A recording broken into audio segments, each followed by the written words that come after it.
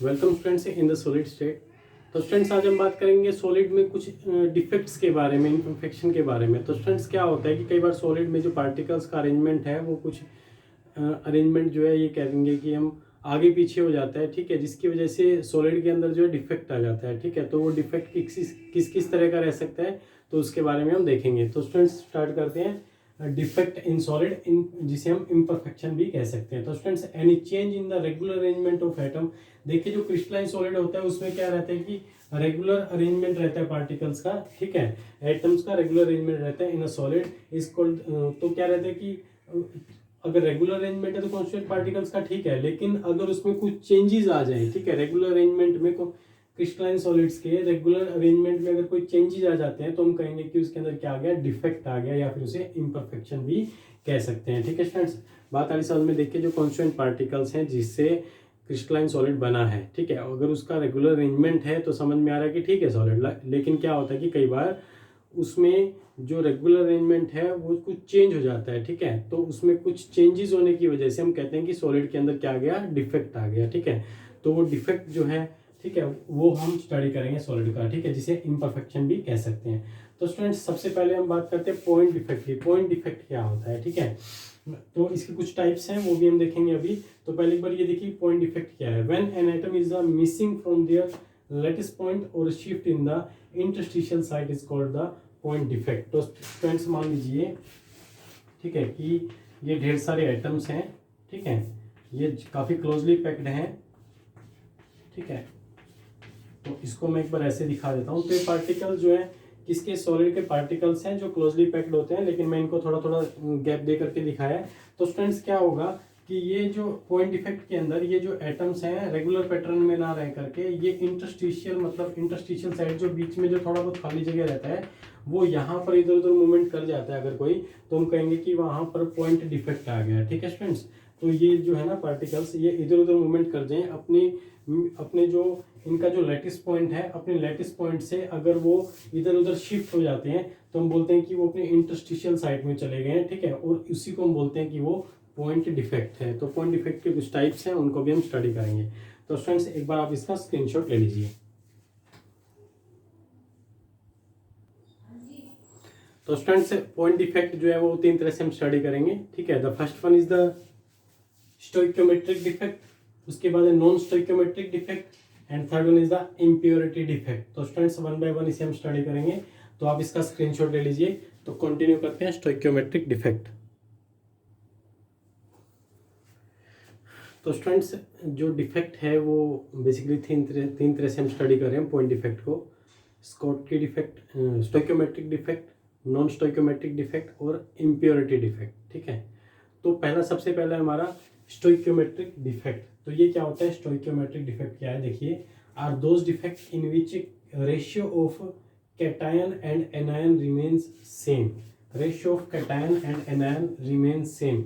ये कह रहा है कि स्टूडेंट्स अगर कोई सॉलिड है वो कैटायन और एनायन, ठीक है, कैटायन और एनायन दो चीज़ों से मिलकर के बना है, ठीक है। तो कैटायन और एनायन जो उसके अंदर प्रेजेंट हैं वो सिर्फ और सिर्फ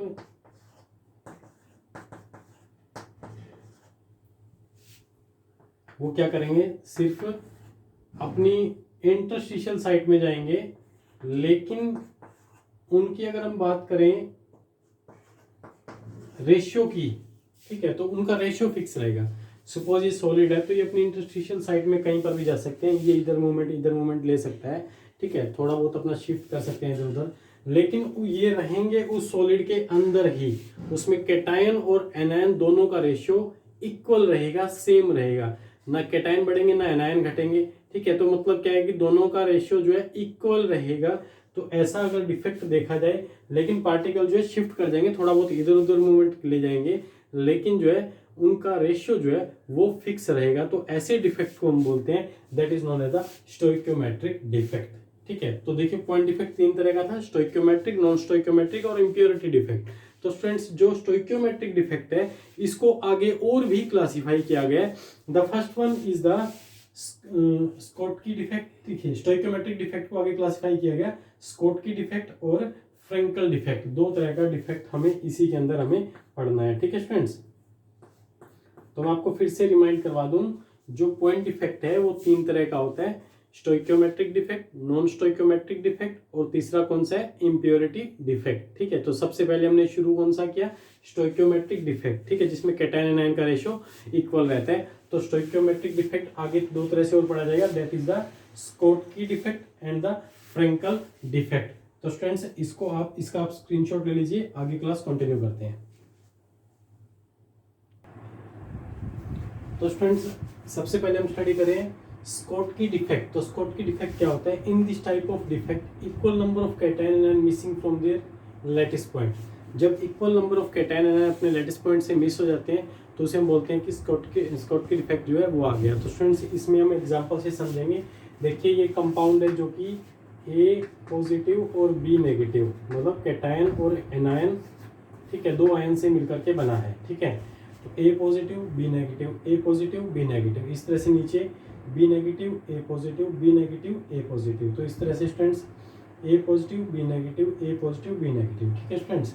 तो देखिए जो सॉलिड है इसमें ये जो बीच में आपको जो जगह दिखाई दे रही है that is the interstitial site, ये बीच में इसका इंटरस्टिशियल साइट है।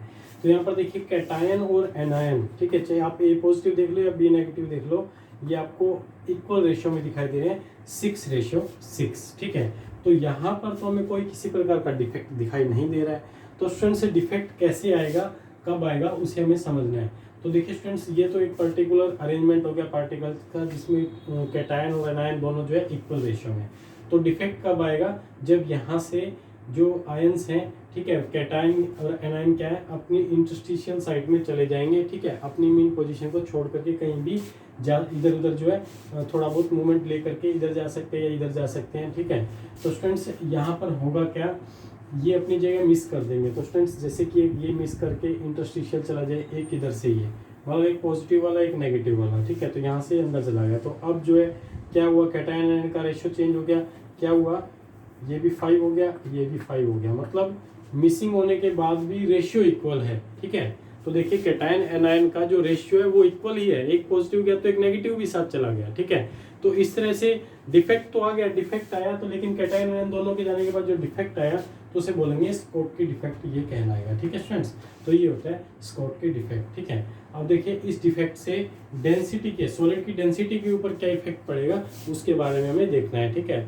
So what will be effect on the Schottky, what will be effect on the density in the Schottky defect, ठीक है स्टूडेंट्स। तो देखिए आगे हम इसकी डेंसिटी के बारे में थोड़ा सा पढ़ते हैं। तो एक बार आप इसका स्क्रीनशॉट लेकर के नोटबुक में नोट कर लीजिए।